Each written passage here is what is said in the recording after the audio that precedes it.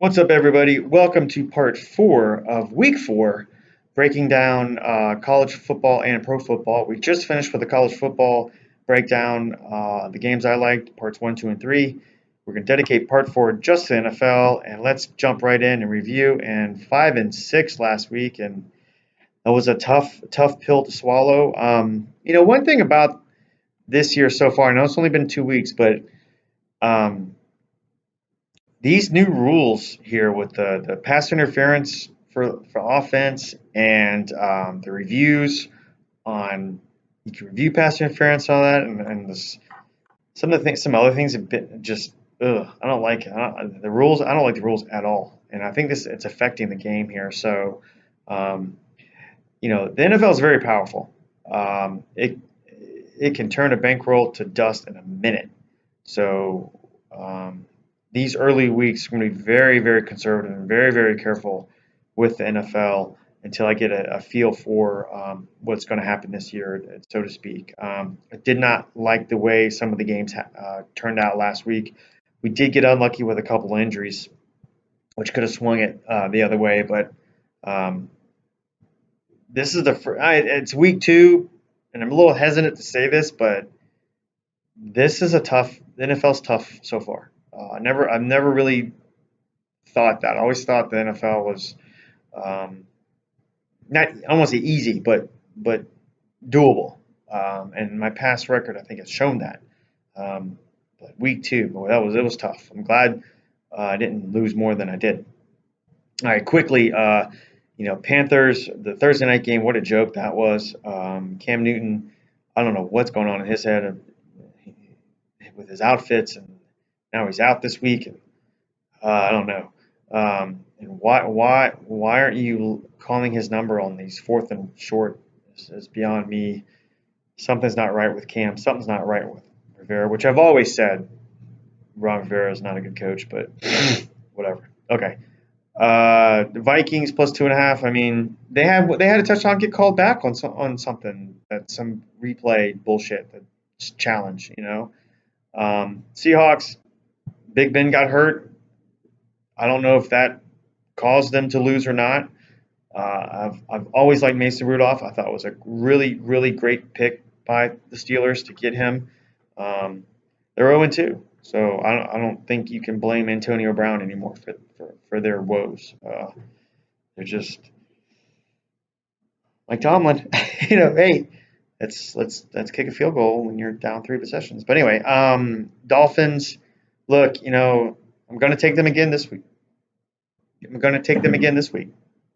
We'll talk more about that. Cardinals good. Titans, Colts under good. Chiefs money line. Saints. What are you gonna do? Breeze got knocked out in the first quarter. What are you gonna do? They held it. They kept it close to the second half. Eagles. They had all those inactives at the last minute there, and they barely lost. And again, we'll talk about the Falcons to a team that's to the Falcons. It's not very good. And the Browns, of course, won against the Jets. Okay, first game tonight. Titans at Jacksonville. Titans at Jacksonville. I like the first half total going under.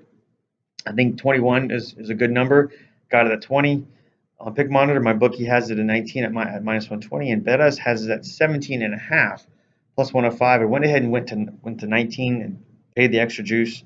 Not too worried about that. The first half unders covered every week. I don't see why it wouldn't cover with these two teams that have no offense and play good defense.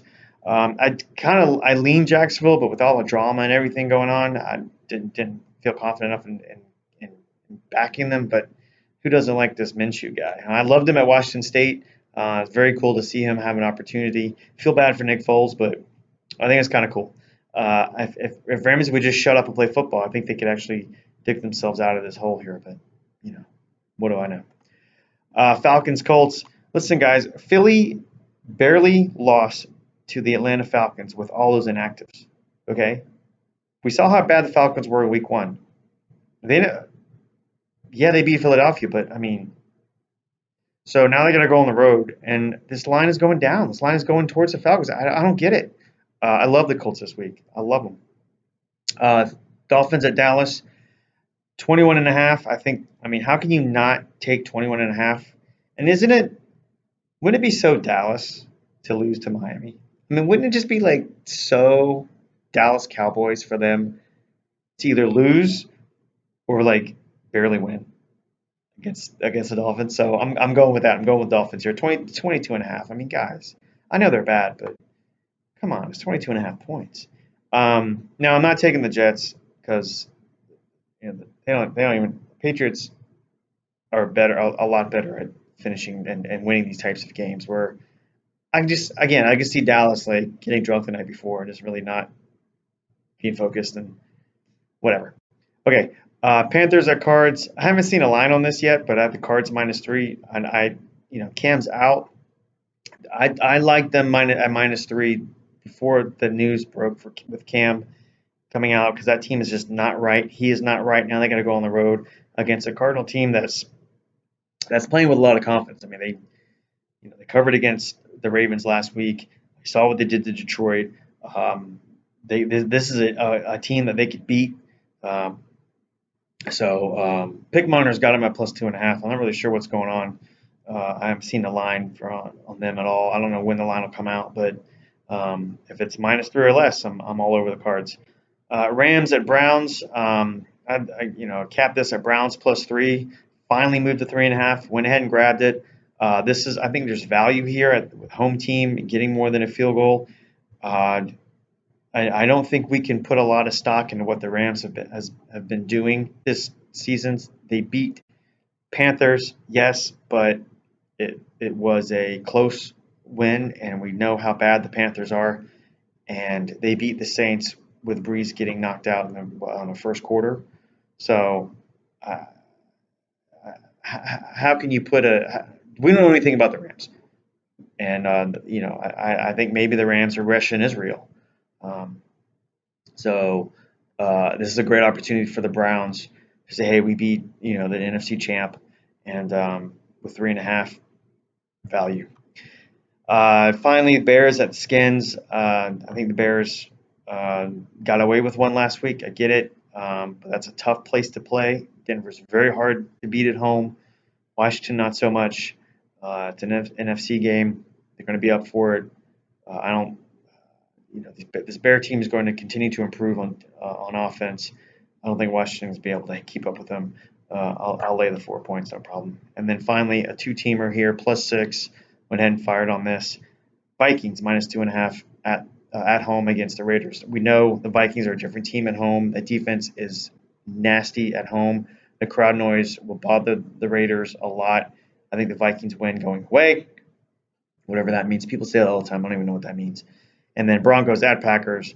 Packers -1.5. I liked what I saw out of the Packers. I like their offense. Now, they got up early with Minnesota, and they didn't do anything after that, but they did get up early enough to keep Minnesota from winning, even though Minnesota turned it over 3 times. So, you know, we shouldn't be so down on Minnesota just because they lost. I think they kind of beat themselves.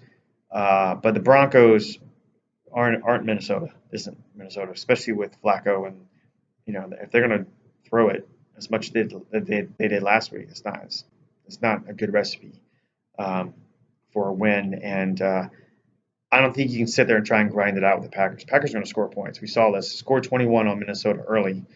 They're going to score against the Broncos. I think the Packers win at home going away. All right, guys. That's all I got. We're pushing the 10-minute time limit again. I hope you guys had fun. I really enjoyed doing this. Really enjoyed talking about this stuff. Any questions, please hit me up at Let's Get 60. Any games you want me to break down, I'll be happy to do it. Hit me up, DM me, whatever you want at Let's Get 60 on Twitter. And until we see each other again, may all your favorites cover, and may all your dogs be live. Good luck, everybody.